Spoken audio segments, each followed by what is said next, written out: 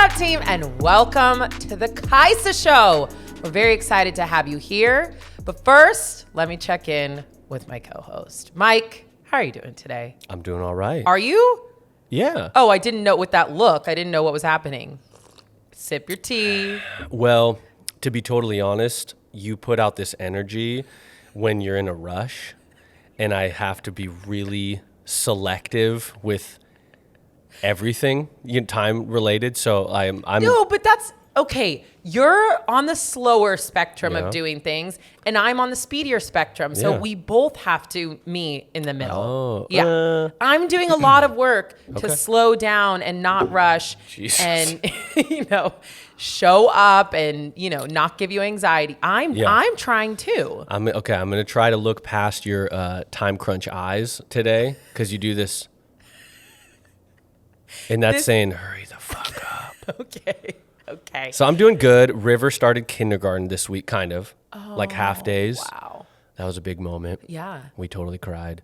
Really? You know what was a surprise? Not that many criers. Maybe it was because it's Jumpstart, like it's not full kindergarten yet. It's just like a week of half days, and like we had to go to a thing. But like I was thinking, like, dude, everyone's gonna be in tears. Their little person is going to school. And he's been in school for us, so it wasn't even like some crazy transition. It was just a new school, and we're like looking at him, and he's in this little blue line, and he's like looking at us. He's like, bye, mom and dad. And he's fine. And we're like, bye, son. We're going to go right here 20 feet away from you. There's a wall right here, but we're going to be on the other side. And then like the vice principal like called us out too. He's like, I know there's a couple criers. And he like looked right.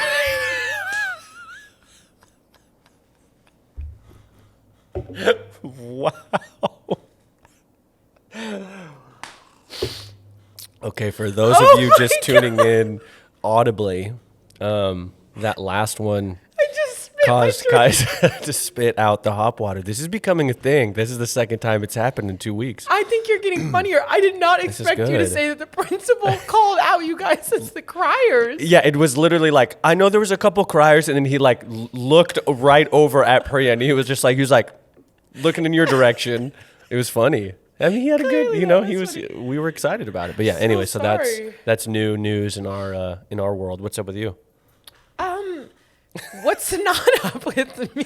Yeah, you have a lot going on. I have a lot going on. And you know what? We don't have time to dig into it. We totally do. Look, this is the easy stuff, then we can cut the harder stuff short. So what give us two things that's going on. What's going on? I mean, the biggest thing that is going on is I just finished filming the Get Strong challenge. Yeah. So that's a really big deal. Also, I'm dealing with an injury, which I feel like we talked about this on the last podcast, but it got officially confirmed by the doc. Oh yeah. What was it?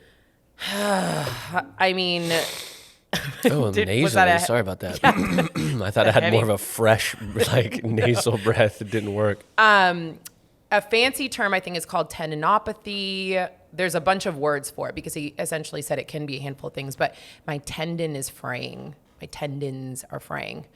Wow, which ones? So basically I feel like I have a hamstring injury.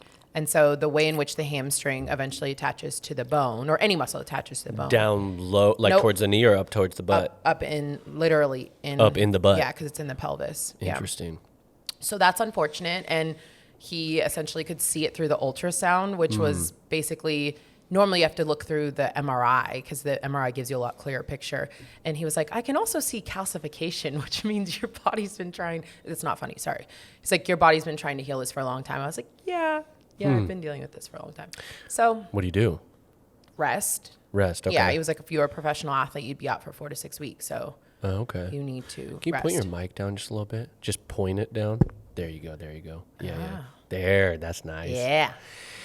Yeah, and not 100% rest. Just tone it down, Well, right? he knows it's hard for me to 100% rest. So he essentially just said, anytime you feel it, that's not good. So what can you do to basically reduce that? So lots of mobility work, not lengthening my hammy in my mobility work, and upper body and core.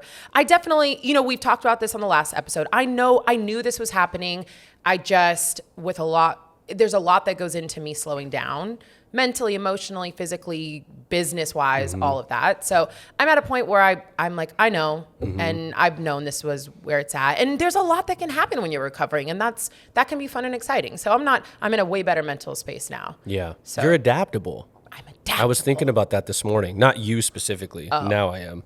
Oh. God, I thought this was like a compliment circle. I just gave you a compliment. You're adaptable. Then you said not you specifically. Well, no, I said I was thinking about this morning. I wasn't thinking, wow, how adaptable Kaisa is. Oh, that's what I thought you were doing. And I was like, wow, thank you. Okay, yes, I was thinking this morning about it. Anyways, I was just thinking, because I've been learning a lot about like pain and just longevity and all these things. And it is, I will say, a lot of the things we talk about, you always do a good job saying like, this isn't easy or this is just a practice.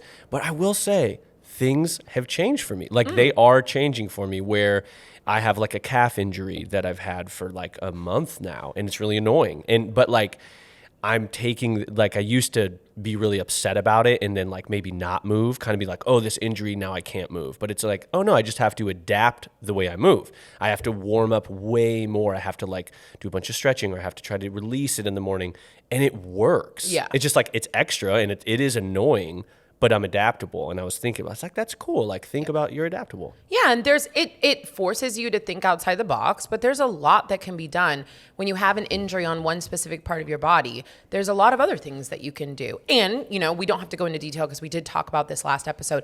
There's also a lot of other ways that you can take care of yourself that don't always involve physical movement. Yeah. So I definitely have a moment of being like, shit, really?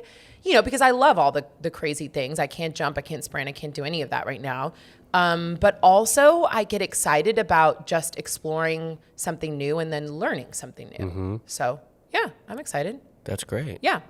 Thanks for filling us in. Yeah. Update. I think we'll update. We'll get updates on that old hammy, those tendons. Every couple of weeks. I think that's a good, go through, let the team go through it with you. Yeah. And just a little like lesson here. Don't do what I did. Which is what? I always say listen to your body, and I definitely, just being honest here, should have listened to my body about 5 months ago. There was a little I would disagree. I think you totally listen to your body. You just don't do what it tells you. Oh, that's true. Yeah, because you've been talking to, but she's been talking for a while. Yeah, I have been listening to her. Well, that is so true. And then there were a few things that I wanted to get through, and I wanted to be able to film a few of these things. And yeah, so anyways, listen to your body. When there's something going on, you're not gonna be able to out train it. You definitely have to go through the protocol of taking care of it. And for a lot of us, that means resting whatever is, injured at the time, and it needs to happen. Yeah. And I think it's good to clarify, at least I think you agree with this, but resting, I think when we hear rest means I don't do anything. Right. And that's not the case. No. It's just you have to change things. Yeah. You can still move, so and like, it's important to move. For example, so my doctor, he's really awesome, and he knows that What's his name? Dresner, Dr. Dresner. Dr. Dres. Okay, yeah. Dr. Dres. Dr. Dres. Okay, here we go. And he was essentially just like, what we're going to use for your protocol is the moment you feel it, you can't do that. So it's really easy for me to go throughout my training routine, and the moment I feel it, I can't do it. But the moment, if I don't feel it, I'm good to go. So I go ham. So the other day, Luca made me do a finisher, and it was this crazy rope slam finisher. And my heart rate was up, and I'm sweating, and I'm like, holy crap. And then arms are so sore the next day, but I could do that. That was, you know what I mean? I got a great workout. I can do that. So I just I enjoy the challenge once I've decided, okay, I recognize it's an injury. I have to do all the protocols. Now I enjoy the challenge of what else can we do? Yeah. Because it forces the switch up of things.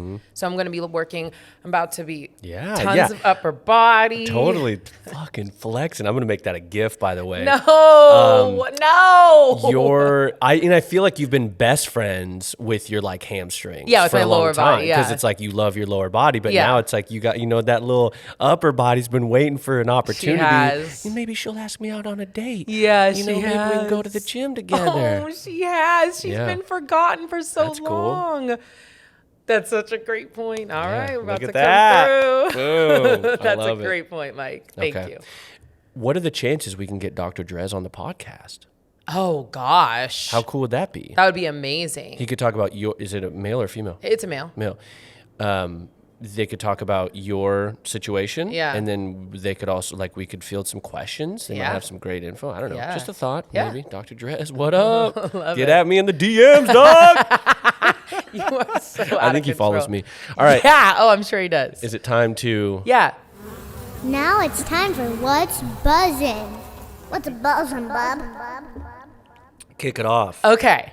So also I'm trying to do this as a speed buzz. Oh, a speed round? Do you want me to set a timer? Yeah. 60 seconds? Okay, perfect. 2 minutes? What do you want? 2 minutes. 2 minutes. Hold up. Just so that you can ask me a question if you want. 2 minutes. Team, okay. last time I said we take too long on these, so. You're already 3 seconds in. Hit All it. right. So I am buzzing on my Ninja air Oh, fryer. I knew Dun, dun, dun, it. dun. I knew I it. sound like I'm in The Price is Right. So here's the thing. I have been getting fed up with myself that I'm not cooking. So I've been seeing a lot of people loving their air fryer, and I know it's ridiculous because I do have an oven that works. You have like a 5-star Michelin kitchen. I have a and then I have you've a got really this nice air kitchen. fryer now that's Yeah. like solving all your problems. I love it. So, but you know what? I was like, if it takes a little extra investment for me to get excited about cooking some things, then it's worth it. Yeah. And I have only cooked one thing. That's what I cooked so far is some chicken breast. Yeah. And it was fire and so easy. So what I didn't realize is an air fryer is essentially a small oven. Yeah. And so I cooked chicken breasts. What? The thing that's so funny about chicken breast is like you can literally put a pan on your stove and just cook a chicken breast in a pan. But then I'd have and to then flip Google, it. how do I do it? But you had to what do do that I with do? your air fryer, didn't you? No, I How had to long do Google. it? I had to Google what a marinade is. Yeah, yeah. So no, my air fryer tells me it's just a little chart. Oh, it's yeah. It says, okay, you're gonna cook chicken breasts on both sides. It's 27 minutes at 390. I never or whatever. trust those things, but it sounds like it worked. Like the worked. popcorn button on the microwave always burns the fucking popcorn. Oh, I hate it. Okay, well, no, this worked perfectly. Yeah. So for anybody that's curious, I don't know if there's an official name, but I got the dual. So it's not just one, it's Yeah, two. you guys. Yeah, yeah. You're just like, whoa, wow. Yeah, so I can cook two things at one Yeah. time, and I love cool. it That's great. so far. I'm happy for you on that one chicken breast. But the chicken breast went far because then I put it on a salad. Yeah. I had 2 meals from it. It was great. Yeah, that's awesome. I think we should also weekly or bi-weekly do some air fryer updates. Yeah, air fryer updates. And my whole goal with the air fryer is that I don't go out to eat, that I'm not buying. Oh, Sorry, that's your time. okay, that I'm not buying food on the way home. Okay. And just wanted to also add that if you do popcorn in the microwave, I recommend 2 minutes, 22 seconds. That's my optimal popcorn time. So, 2. yeah, if you want to give That's a that a lucky shot. number. You know what? That's kind of like... That's too many twos. You'd be like 22 minutes. That your popcorn is definitely going to burn. Okay, you're Right. eating into your time. In New York time? Into your time. Oh, into my time. No, it didn't Ready? start. That was... Set, go. Boom. Are you tracking me? No. No.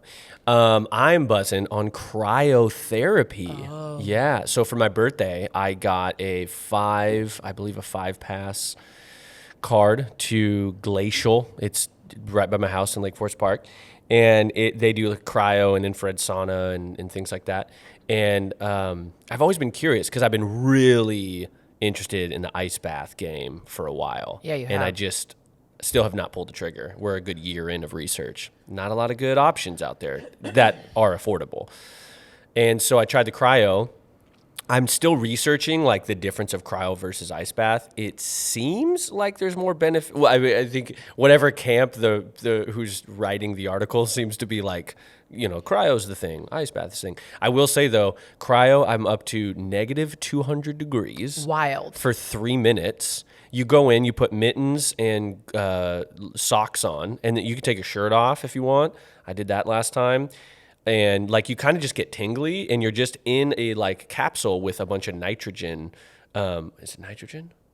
I think it's nitrogen. That's just like air, like dry ice, basically. And you rotate. It's pretty cool. hard to say like what, like I feel a mental boost, honestly. Like I have been noticing that, which I've been learning more about. Cold immersion can actually help with like mental health, and like there's things that happen, like happy things, serotonin, there we go. Anyways, I'm on session 4, I think.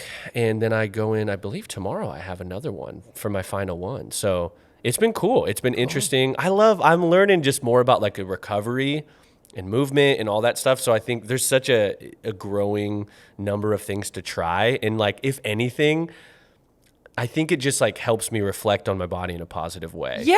I mean, it's awesome to feel good in your body.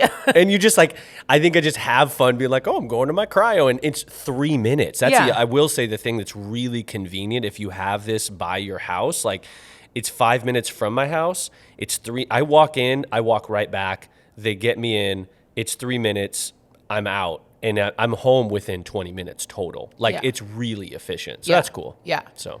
And there's something that goes along with the fact that you are doing the things that you know you should be doing or trying to take care of your body. Yeah. There's like such a natural high that comes from that as well. Like, okay, I did that thing today. Yeah, it's kind of like if you like in a relationship or a friendship or whatever, like if they know you're trying, even if you're not doing a great job, but they know you're trying, they're like, that's cool though. That's nice. Effort. I think if the body knows you're trying, they're like, it's not really working. Don't tell them it's not working. Placebo. Yeah, but they're still giving you like a good energy. So I've been enjoying it. We'll see how it pans out. If I'll keep going, I think I will. I want to, trying to get her to hook us up a little bit with a little, little tradesies or something. So we'll see. The micro influencer is coming out. Micro influencer coming out. So I did post a video about it. I had the person. This is no longer the buzz. Yeah. This is now I've been waiting to do that. I can't give you. I was like, she doesn't have the buttons. I was like, no, she has the loudest button in the room. Yeah. Which is that mouth. Sorry for anyone that was listening. That was a little aggressive. We'll have to have the editor turn that down. And Sorry. Yeah, that was really aggressive. Okay, go ahead. We can't both sip tea and say we're drinking at the same time. I know, it's just silence. And they can hear the hop water fizz rushing down. Oh, my throat? Yeah, okay, moving weird. on. All right, here we go.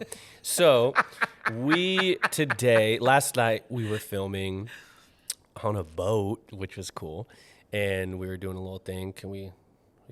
No, we won't talk about it. But we were shooting a little fun little thing. Oh yeah, you can talk about it. Oh, totally fine. You totally came with the eyes of like, stop now. Oh no, you're misreading my eyes. You're getting sensitive about my eyes. Well, you're googly today. They were like a little cross-eyed. They're burning. I'm sorry. I'm tired. They're literally Did burning. Did you get Botox in your eyes, in your eyeballs? so they don't move anymore? They're just only straight ahead, so you have to move your whole head. But they look good. No. They're tight. You got them tight eyes. No, not tight. Tired. Tired eyes. Okay. Tired. They don't look. Yeah. Anyways, your eyes are a thing on the podcast. I realized. Like you got C4 for those energetic eyes.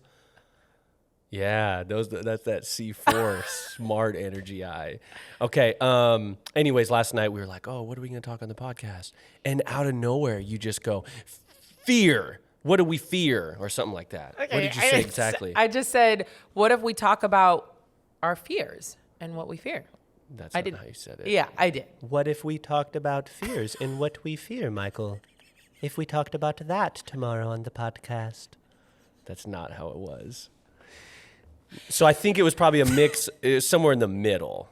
I was maybe a little too much. You were a little too light. It doesn't matter. But I was like, that's a great idea. Like, what's Kaisa afraid of? And we can start small, and then we can get all the way to tall and see where it goes. I'm afraid of this topic. I don't know why I suggested this. That's pretty fitting.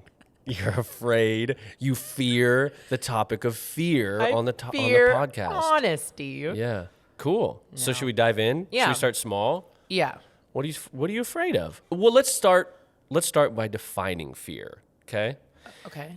An unpleasant emotion caused by the belief that someone or something is dangerous, likely to cause pain or a threat. Interesting. Mm-hmm. Yeah. I mean, yes. But if we were going to start small, a like lot of my fears are irrational fears. No, there's no judgment. Let's not judge this is Okay. not an episode of judging your fears. Deathly afraid of spiders. Me too. Okay. But that's not danger. Well, let's So talk about that. Is that a bigger thing than, and is it, it's not going to like bite me and hurt me. So really, what is that? That's a phobia? Is a phobia a fear? I don't know. But let's talk about let's go down, because I definitely have a fear of spiders, but I can pick an ant up with my fingers, Yeah. it doesn't bother me. I think for me, it's like there's the biting aspect of like, oh, spiders, some are poisonous, and I definitely don't have a handbook to identify which ones are and which ones aren't. That's part of it. But let's go into you. No, Why? I'm not afraid of. It's the creepy crawliness, Yeah, the crawliness. of bugs. They move fast. They move fast. It's a real thing. Yeah. Well, I mean, Like- you're not alone. I mean, there's, Yeah, like, exactly. Like it's just bugs. I'm not. just bugs in general. Yeah. Are spiders higher on that list? Spiders of fear? and bees are the highest. The bees, yep. Yeah. Just honestly deathly afraid. What about like centipedes? I don't like any of that. Yeah. But I would say flies are like the least, just because you see so much of them. They're Yeah. annoying, but they don't like creep me out. Yeah. Yeah. Flies are really annoying. Yeah. So do you remember, have you always been afraid of spiders? Like since yeah. I wonder if, no, I was going to say like if you grow up with that fear, like around them, are you more used to them? But like I grew up with a ton of spiders in our house and I've always hated them. Yeah. I think there's like I think there's a difference of being like, oh, I hate spiders or whatever. I have an irrational fear. Like I am a grown woman and I can talk myself through, and I am literally will like get up and scream and run. And there's a video, I was trying to film my dad and I had a full on like panic attack because the spider was so big and he got too close to it before I was away from it. Like I cannot control it. So, and my therapist does say a lot of that also is anxiety induced. So Yeah. And how does that relate? Like anxiety to because I'm heightened my sympathetic, my your nervous system is like is always on fight or flight. Got it. And so I like live with the preparation that I always have to. Like I'm always on. I'm always you know. You're not able to really like make a decision in the moment. Like your No, body's made reaction. the decision already. Yeah. Interesting. Yeah. Do you think like if they move slower, is it better or worse? A spider. Well, it doesn't matter because I'm the type of person that can't get close enough to kill it. Like I can't get a shoe distance apart. I have to go get a huge mop thing. This happens at my house. And then I'm like 6 feet away trying to kill it. So I prefer it to be slower. But Okay. yeah, it's a problem. The speed. Do we have to keep talking about that? I actually don't like talking about this. Wow. It's giving me it makes me want to crawl out of my skin right now. Okay. I threw a shoe at one. I remember it was like 10 feet away because it was too big. And it ran fast. And then they disappeared in the cracks. And then I have to sell my home because I don't know where it Yeah. went and it could be in my bed. burn it Yeah. down. Sorry. There was a spider in there. Yeah. And it got away. Yeah, it is. Yeah, it's weird. It is weird. Yeah. Spiders. A lot of people fear spiders. Yeah. Bees. Well, so I was going to say though, so pre at home, we've tried, I feel like we've just tried to, as we age, we get a little bit more compassionate for all living things. And so we've been trying to not hand down the fear of things to River, because then it's well, let him decide if he fears these versus us saying, hey, you should fear these. And so we trap them now a lot of times with a jar and a piece of paper. And it's pretty I've grown because it was first Priya would do it, but then there's a size that we no longer do that. You gotta die. You've had a good life, you're old enough. You can't kill bees? No, spiders. Sorry. Oh, I was like, and yes, you can totally kill bees. No. Oh, you Some can't of them kill have to die. bumblebees?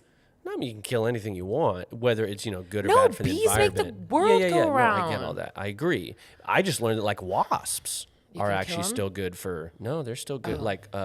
They all do something. I know. That's why we're not supposed to be killing them. That's why my dad came to save the big spider. Yeah, because spiders too, they eat little Oh bugs. my gosh. Can we not talk about this anymore? Honestly, team, I'm sorry. I have that's okay. Starting small. That's my massive fear. I cannot. That sounds like a big one. It is. Oh. Okay, let's move on from that. I mean, just so you know, if we're going to just talk about fears and things you're afraid of, this is probably just not going to be a very comfortable episode. No, but it's specifically that like I can't get it out of my head when you're talking about the spiders and the size. And then I'm thinking about that huge one. And then it's like, it's really bad. All right. What else? Practice What my else are you breathing. afraid of?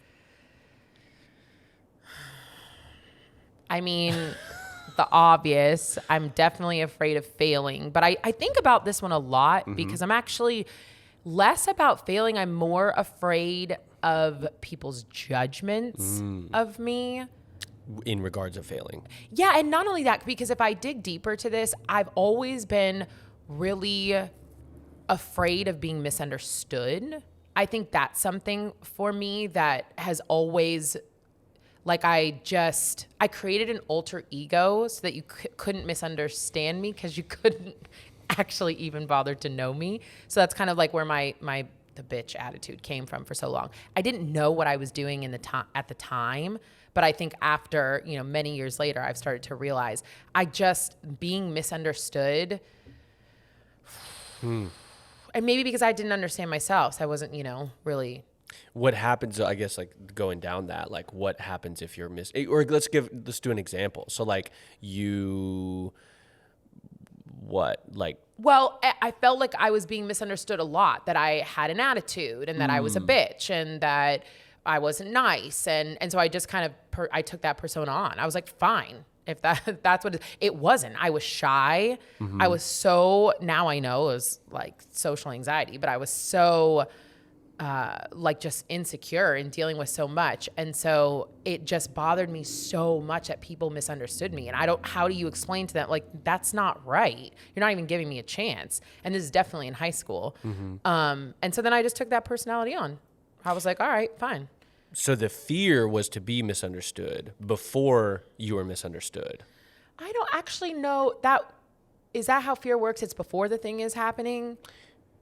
Oh God, yeah, I don't know. I'm not like a. But I definitely, that's a thing for me, to not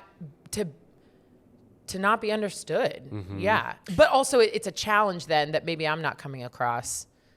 Or again, it's no judgment of Yeah. it. But maybe that's the word, to be judged. Yeah, to be judged. Yeah. So then you feared to be judged in a way that you didn't want to be judged. Yeah. Potentially. I would say so. Then, when that would happen, that was like one of your biggest fears. I'm just trying to recount what you're saying. I think it's pretty debilitating to me. And so I think, because when I look back, I know that I developed this alter ego without knowing at the time in my sophomore year. Freshman year was devastating to me. Like, it was so earth-shatteringly difficult. And I think that's when I started to be like, fine, I'm totally misunderstood. Nobody understands me. Nobody gets me. I don't fit in. I'm just going to I'm going to create my little shield. If they think I'm a bitch, if they think I have an attitude, if they think I'm stuck, I'm just going to rock that.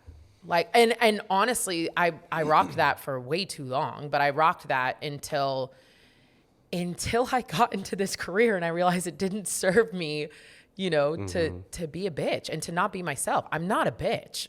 Like, I mean, no. Oh my God. I was looking, am I? No, I mean, sometimes I'm a little quick with my, attitude, but I'm not a bitch down deep. And so,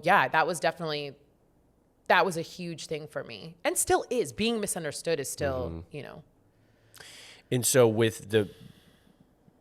but the way you sort of seem like you deal with being misunderstood is to just go into that character that I did. isn't you. Yeah, alter ego. Yeah. Yeah. So it's like, oh, you think I'm that way? I'm going to be that way. I didn't have any skills to deal with it. Yeah. Because over the years, I've learned most of my fears, like the ones that I can control, besides bugs, I actually see them as a challenge. And so I am motivated by my fears. A lot of things that I'm afraid of doing, I like have more energy to do them. Like I was afraid I think about this all the time because it was so visceral. I was afraid every day of going into Zoom because I thought I was a terrible trainer. I didn't know what I was doing. Like almost debilitating fear. Like I was like, I need to quit. This is awful. But then I found something like deep, I guess. I'm like, I'm not going to let my fear hold me back from something that I know I want to do and I want to get better at. Because ultimately, what is that? Like, what is that fear? It's fear of judgment. It's fear that I'm, somebody's going to think I'm not good enough. It becomes the thing that it's less about me. It's more about what I think other people are going to think of me. And then that ultimately goes, okay, well, I can't control that. So I am going to like preemptively think and stop what I want to do, what's like so important to me, because I'm worried that somewhere down the road, somebody might judge me and I might be uncomfortable in that moment. I mean, I remember this, and probably many trainers do. I remember thinking, I shouldn't be here. I don't have the credentials to be here. I have no fucking idea what's happening at the bottom of a squat. And if Peter Smock comes by and asks me, okay, well, what's happening here? Like, you're a young trainer, you got to know these things. Would I just melt into the floor? Would he yell and scream at me? Like, what would happen? I don't know. But that almost held me back from being a trainer because I was so afraid of that feeling and almost like didn't continue because I wanted to prevent myself from having that feeling. Yeah. Which is laughable now, but it's not. It's in the moment. real. Yeah. Yeah, for years. You said a lot of interesting stuff. One thing that you said was you don't know. And I wonder if, I think a lot of fear can stem from you not knowing what happens if this thing happens, right? Like, what if the spider touches you? What if you fall off? What if you get in the car crash? Whatever the thing is, like, it's sort of the fear it's almost like fear in itself is kind of the fear of the unknown. Like, you don't know what's going to happen. Like, what happens if Peter comes over and sees me? I don't know. And that alone can cause like anxiety and all these things. And so I think then as you're talking too, it's kind of like, those people who just really embrace humility, like to where you're like, dude, did you know that like you shouldn't be doing that? And they're like, oh, really? What's the way I should be doing it? And you're like, this way. And they're like, wow, thanks. Yeah. And it's like, you're like, damn, they just totally owned that they did not know, and now. But then they don't have a debilitating fear of judgment. Or I think they may in certain things, but like, I think it's just like the more you can embrace a humility, like the more you can embrace, like when you're talking about going in and not knowing and all those things, it's a practice. And I think you're probably way, way, way better at it now, right? When you go in, you can almost probably see the fear that it's still there. And you're like, oh yeah, that's that healthy fear that keeps me working hard and keeps me like, trying. Because ultimately, if you don't fear it and you just walk in and you have no fear, no anxiety about anything, when you're going to go give a big talk or when you're going to go lead a big class or something, or even film a class, if there's nothing there, you're probably not on your A game. Well, no, I don't fear teaching a class anymore because, and I'm not disagreeing with you, but I have chosen to see it as a mindset, and then I have a choice about what I put my energy towards. So the fear is always there. So training is a really easy example for me because it's been huge my whole life. And rather than putting that fear in the fact that I wasn't the most intelligent, the smartest trainer, I just decided to make a decision. Like, I'm not going to leave this industry. Okay, so are you going to deal with this every single day? No. Instead, I'm going to try and look for the things that I'm good at. Like, my clientele is showing me that I'm good at something. I mean, they've showed up and they've been here for 6+ years with me. Like, what is the thing? Why are they here? And then I just dug into that. Like, I really am a cheerleader to them. Like, I'm really supportive of the things that they're going through. When they're there for that hour is solely about them. I'm not on my phone. I'm not talking about me. Like, so I just started owning the things that I felt like, okay, I'm at least good at this. So maybe if Pete or somebody else comes by and says some shit, I'm like, you're right, I don't. But you know what? I got her to fucking squat because she believes in herself now because I believed in her first.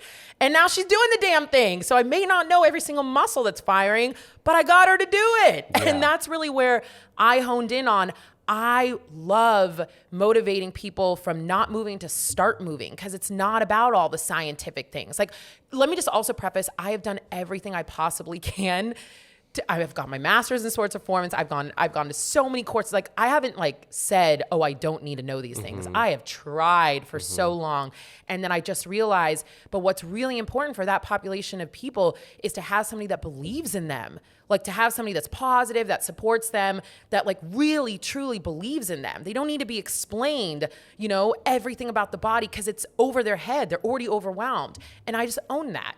So it's not about like, I guess I really didn't even face the fear. I just turned in a different direction and said, okay, I'm going to give the fear less energy because I'm going to focus on this thing. Yeah. I mean, I would assume like with anything, like the more you do it, like you probably came out of the first few sessions going like, I didn't get fired. I didn't get that question. So like the fear, because it becomes less unknown, or I guess it becomes more known, it probably like allows you to relax a little, to go like, but what do I want to put my energy in then? And maybe I'm not going to be that person, but I could be this other person.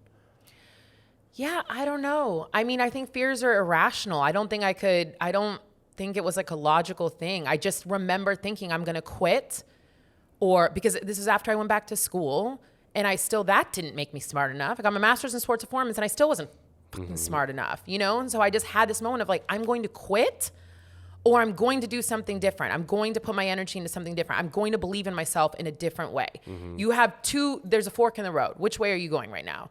And so I think it was that active practice. But for me also, it's like reps, like choosing to step into your fear, choosing to face the thing that is, fears are debilitating to us. Choosing to face that over and over again kind of builds up that muscle of being like, I can do it. I can do hard things and I can get through that. So maybe that was a roundabout way of saying you're right. Yeah, you usually do that. Like I say it kind of like really short and probably not that eloquent, and then you take it. You're like, no, but this, and then like a really cool, pretty way to say that is this. And I'm like, yeah, that's great.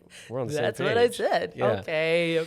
But I think also the fear is, it's easy to like think of it in one way, which is just like, I'm so afraid. But I don't think that always is. I first of all, I have no fucking clue, but like, I think it can also show up in different ways. Like with, say, filming a class, you tend to like have to go pee 10 times. You have to That's true. cough. You start, and you have to get your water. Okay. I get obsessive about it. Yeah, and that's true. I don't know if that's fear, whatever. Maybe it's not. Maybe it's like nerves, totally. whatever. Maybe they're all sort of semi-related. But I think, it's also, I think the more though that you can just identify the feelings and sit with them. Basically, it's kind of going back to however many episodes ago we were talking about like creating space between you and the thing, whatever that is. And it's like, if you can create space between you and your fear, maybe it doesn't become less scary, but maybe it does, because you can at least like have a rational observation of it. Yeah, actually, I think this is a really good point, because I think there's a difference of you fear things because they're like dangerous. Like I fear heights. Okay, I don't need to work through that. I have a fear of heights because it's dangerous and I might fall and I might die and I don't want to die. So whatever. But I do think that if you can give yourself that space for a lot of other fears, I think you'll realize you have a lot to learn from facing that fear and then walking through that fear. Like so many things have happened because it wasn't that I became unafraid of that thing. It was because I was like, all right, cool. I clearly, I need to do this in order to move forward. And I'm going to learn a lot along the way. I might not actually move forward. I might, move backwards, and it might send me into some different direction, but I'll still be learning. And so I've had this inquisitive nature about, I guess, always about myself and then how I am in the world. And a lot of times fears guide that. Mm-hmm. What I'm afraid of can probably tell me a lot about myself if I choose to kind of go towards it. Mm-hmm. Yeah. And I think fear, it's not about, like you said, it's not about overcoming it or getting rid of it. Because I think it's actually it's a useful tool, mm-hmm. just like the other things we've talked about, different parts of you that, show up that you can say are quote unquote bad. I want to get rid of them. It's more you want to create a relationship with them, because your fear, when I go surfing, I definitely fear sharks or whatever the fuck else is in the ocean, 100%. And if I think about it in the water, it starts to freak me out. But I can also go like, that is just like, as you do it more, it's like, oh, that's a fear that is healthy to keep me not too confident that like they don't exist and to not think about it ever. Right. And especially, I mean, where we are, it's not that there's really not that many sharks, but like, as you go to a place where there are, you know, I might be like, hey, I have a healthy fear of that. Like, is it worth it? Or like, at what point is the wave really good here, but there's a higher shark population or jellyfish or whatever the like fear is. And I can go, that's not worth it to me. I'd rather just surf this other wave that's like, there's less of a risk or whatever. So I think it's like keeping that fear with you and having a relationship because it is showing up for a certain reason. Yeah, totally. And I think there's different, I don't know, we don't have to like get into all the different, but I really do think there's difference between the fear because something is dangerous and then just the fear that has a lot of other things underneath it. Like for me, a lot of my fears, if you kind of start slicing them apart, is because I am afraid of judgment. I don't fear something when I have control over it. I'm like, okay, I see that fear, but like I'm going to go through that fear. But when that fear is wrapped around and underneath those layers is judgment from other people or criticism or disappointment or, you know, that's when, and I don't know the language to explain this, but that's like this outside thing that's really difficult for me. Fear that's contained within myself, I'm like, okay, I can do this. You know, there's this whole like, okay. And I feel like that happens daily for me. I have a lot of shit that I have to do in my life that I have to push through. The other stuff, oof. Yeah. Well, I guess be more specific. What's one that you're saying like, oh, I can deal with that? And then the judgment you're saying is one you can't. Yeah. Right? Okay. Let me think. Because like easy one is like, is the spider along the other No, lines? that's like, okay, I'm seeing three baskets of three fear. baskets, okay. So fear, because I honestly think I'm in danger, is like the spider and this Okay, and that. Okay, okay. I'm done talking about that type of fear. Yep. Okay, I hate that type of fear. Okay. And I'm not going to get over that type of fear. Yeah. I have fear of heights, fear of spiders, all those things. You totally could. I don't want to. Like now you're going to irritate me. I don't want to. I don't want to go in arachnophobia therapy. Like I don't want to. It's not. Yeah. I'm That's not spending cool. my time doing that. Totally. Blah. Now I have two buckets of fears. I have a fear about doing something. Like I have a fear about getting on a podcast and saying the wrong thing. Like that to me is like, I have a fear. And if I dig deep underneath that, I have a fear because I'm worried about them thinking I'm a terrible guest. Yeah. And the podcast going out and people not having like, not understanding what I was trying to say or just me being dull and boring and this and that. Okay. That is in a different bucket because it's a fear that's like, I really need to dig deep there and figure out why I'm so worried about people judging me. Like that's like what lies underneath all that I think I'm actually possibly a boring human being with nothing to say or that I'm worried about, you know, them judging me and not understanding the true me. That's like a different bucket. Then the other bucket is like a fear of, God, what would be a good example? I'm being put on the spot and I can't think about it, but it's more in my control. And that's an easier fear for me to say like, okay, fine, just go do that thing, Kaisa. You're going to have to keep talking because I can't think of. More of something like, I'm just going to fish because Yeah. I don't know what you're talking about, but Yeah. like procrastinating, like you don't want to do a thing, but you're forcing, is like that really a fear? Or is that what you're talking about kind of? Like just go do that thing. It's not you fear, you just don't want to do it. Yeah. So maybe it's not actually a fear. Yeah, maybe it's not a fear. But I have a good example and I just don't have Well, that. here, let me say something Yeah. and if it comes up. Because Yeah. here's what I'm seeing. Yeah. As a non-qualified person at all. But as you were talking, I was like, oh my God, something clicked for me. To me, it seems like fear is it's based on a fear of death. Whether it's ego death or like actual death, because everything you just described from the judgment is all ego, because definition of ego is a person's sense of self-esteem or self-importance. If your ego dies, which is you being judged and you being misrepresented in a way that you don't want to be or didn't intend to be, then like your ego kind of dies, right? Like that's like who your self-esteem, there's a fear of like that being shattered, right? Spider, height, surfing, whatever, there's a fear of like actual death, like real death. I don't want to die. That thing could cause me to die. Then this other thing is sort of like the mind or soul or whatever you want to say, death, like the ego death. That's kind of that's what I was hearing. I know, and your vibe, you're buzzing on that. Because I'm thinking now too, like I fear death like greatly. Like it comes up for a lot for me. Like I think about it a lot. I've thought about it a lot for a long time. I've worked on it over the last few years. And then, but like ego death is a way different. I mean, yeah, like ego death, you don't die, right? Like, so like I've quote unquote died in certain situations, like for my ego, and you get to the other side and you're just like, oh, okay. Like that's less scary now. But every time your ego takes a hit, you die. Is that what you're saying? No, I think it's just a fear of death, a fear of that. Like, I don't know if the ego, this is getting beyond my capabilities of like conversing, I think, but like say on like a psychedelic journey I've been on where you like, you literally feel like you're dying, you know, and then, but it's really just your ego letting go of like whatever that means to you. And so when you get to the other side, you're like, oh, it's okay. Like I'm all right. Yeah. And that practice, the more you do it, the more you can lean into it, you know, and there's a lot of people who say they're not afraid of actually dying. And these are like a lot of like extreme sports people or whatever. Like, and I feel like they've made peace because they do it so often. They toe that line so often with death and dying that it's 100% worth it to them to like fly in a wingsuit or, you know, do whatever crazy thing that's just very high risk with, you know, and they've kind of worked a new relationship with it. I don't know. They're just thinking around fear. Is it like, so it's like pain or whatever the original definition was, but it seems like this at least works in what you're describing as like, there's like a, I mean, I hear what you're saying, and there's no right or wrong here. Yeah. Like if that's how you think about it, that's awesome. For me, if I dig deep, maybe it's a little less of that. It's more because it's not like the ego death, or maybe if I understood that more, maybe, but it's more like if I just really think about it, it's like embarrassment for me is debilitating. You know, like there's a few things that come when I feel like somebody was disappointed in me, or I didn't live up to their potential, or I was misunderstood. You know, like what are those feelings? If that is the ego dying, maybe, but maybe I just don't understand that.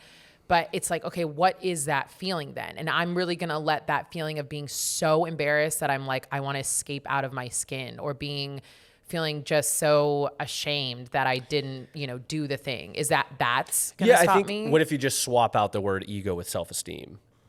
Like, Yeah. did your self-esteem kind of die? Like your self-esteem, if you think of it as a balloon and you go on a podcast and say something really stupid and the whole world starts laughing at you, that balloon either pops or deflates or something, right? Mm-hmm.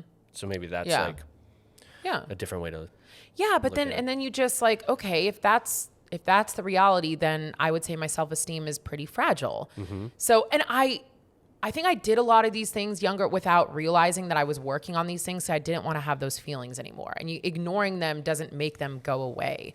But then I just started leaning into the things that help that self-esteem bubble or balloon get really, really big. Mm-hmm. So when it does get deflated by certain circumstances, that is life and it will happen. How does it not get so deflated that it's not even flying anymore? And I really think that was my thing. I think I understood without any language, but I just understood I am programmed to have debilitating fears around things. And if I choose to just stay in that space, I'll never do anything in life.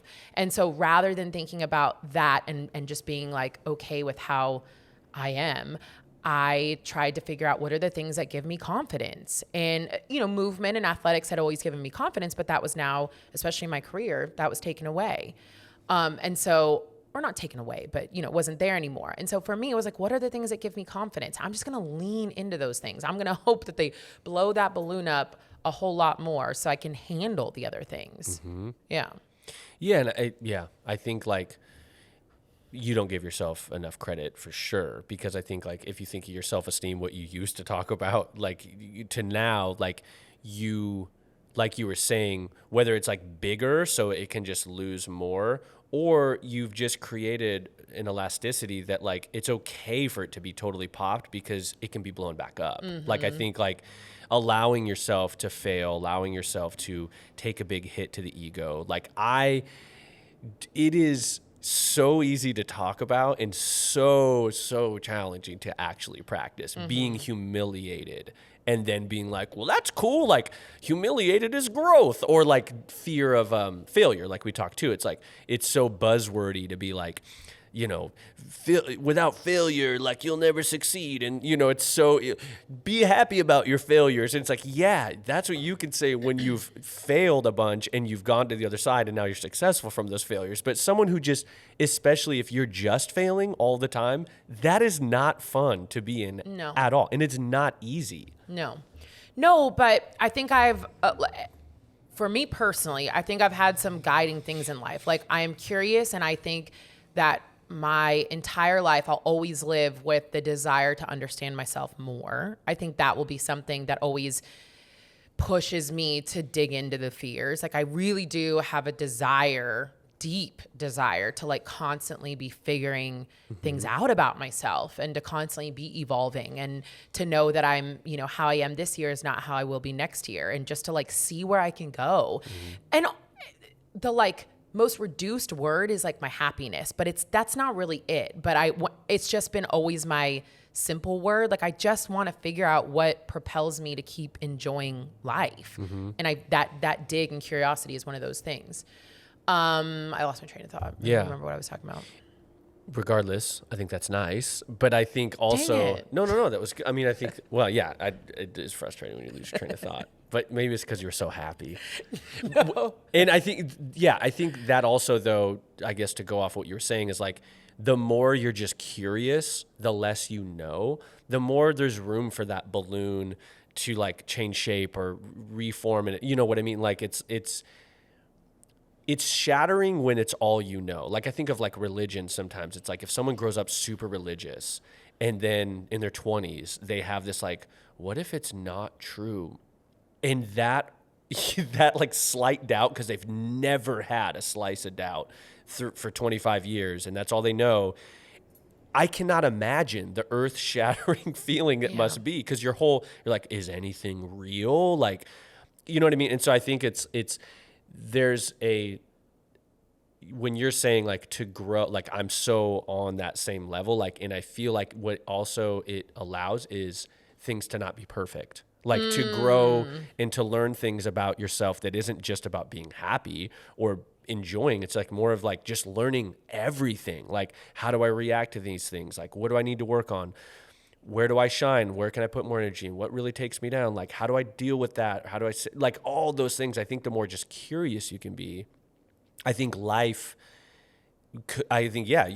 can be more enjoyable, because you're not trying to like figure it out. You're remaining curious, knowing that it's always going to change. Yeah. And not only that, but on the spectrum of enjoying life, you enjoy life because you've been to, you do some low lows so you can enjoy the high highs. Totally. And I think that's the other thing too. Like, I am not saying I enjoy that, but sometimes with hard days or fears or all these things that are happening, like I feel a lot. But when you feel those things or you go to those dark places, you also appreciate the other things so much more, right? Like I think there's like this duality in all of it where I don't have the words for it, but I know that I do that because I'm always seeking, like, I want feelings. I want to feel things. Totally. Yeah. Well, and I think it's 2.1 is that, like, I think it was last week or maybe it was 2 weeks ago, there was just a weird energy happening on a Wednesday when we were hanging out, or we were working, and it was very clear. And the growth for me was that, like, all of us, and I think because we were supporting each other in that day, going like, this is a weird fucking day. And you know what? We haven't had a weird day in like 6 to 8 or however many weeks. Like, we've had on days. We've been like crushing it. It's okay to have a weird day. And why don't we lean into that weird day a little bit, right? Let's still try to work. Let's still like get our shit done. But maybe like, let's have that laugh. Let's lay on the couch. Let's like whatever, like let it be. And I think that's really important to lean into whatever it is. Yeah. Well, to feel all the feelings. And then again, like that's the other point was I've always loved, I don't love being depressed, but I love when I am depressed. I love listening to depressing music and watching depressing movies. And it was like a click moment for me years ago. I quit trying to fight it and like go work out because it's going to make you feel better, or go eat healthy, or go talk to your mom, or whatever the like get out of the thing.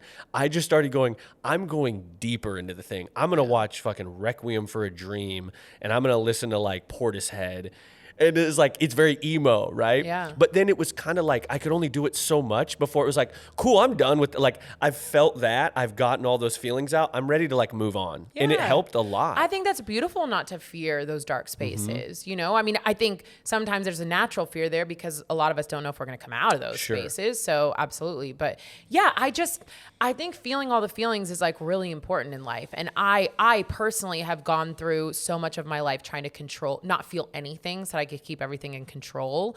And so, you know, now, especially coming into like, well, I'm in my mid 30s now, but my 30s was an era of like, I want to figure out about myself. And if I don't feel anything, then I don't even know who the hell I am. Like, I can't just cut everything off and just operate like a robot in this world. Like, that's not going to work. Yeah. So, yeah. How do you feel about in a future episode, we talk, like, we've never really gone into detail about that 9th grade, 8th grade. Would you be, how's that?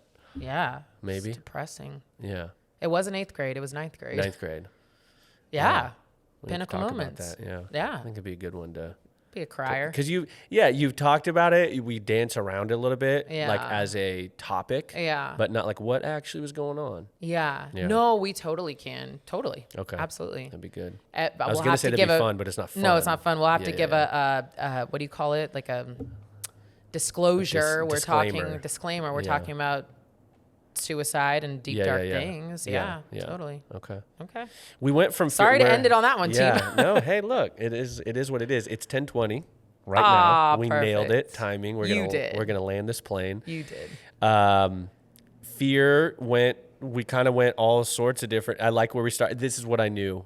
When you said it last night, it's going to be a great way to start the conversation, and I feel like it's going to just take all the normal turns that happens. But you know why I like this the most is because I hope that people listen to this and then go, oh, wait, I have a question about this, or what about this? Or because it then gets to spark more. Just because Yeah. we talk about fear, this can be part one of 20 parts of fear, And you know? this was not planned. Like, we are literally figuring it out live in the moment. So it's Yeah. not like we came with like, oh yeah, this is what I've been researching for the last 10 years. And like, Yeah. you know this about yourself. It's more of like, yeah, I don't know. Like, Yeah. what is fear? So, and I'm saying that to say, team, let us know. Like, go to KaisaFit.com/ask, and you don't necessarily have to just ask a question there. You're just recording.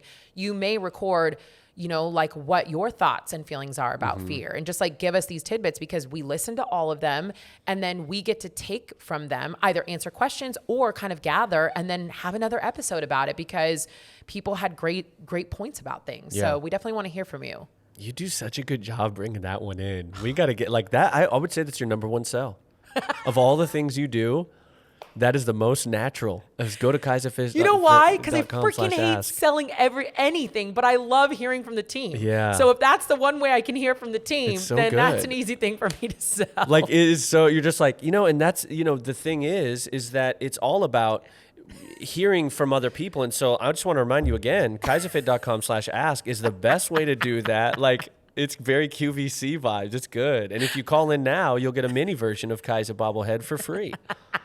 I love it. Free shipping. Yeah, selling. That's another thing we can talk about. How do you create products and try to build a company, but you have massive fear of selling? Yeah. I hate selling. This could be, I feel like we could totally have another fear episode down the Yeah. line for sure. Okay, so we got to wrap it up. Call us. 10:22. Call us. Let us know, team.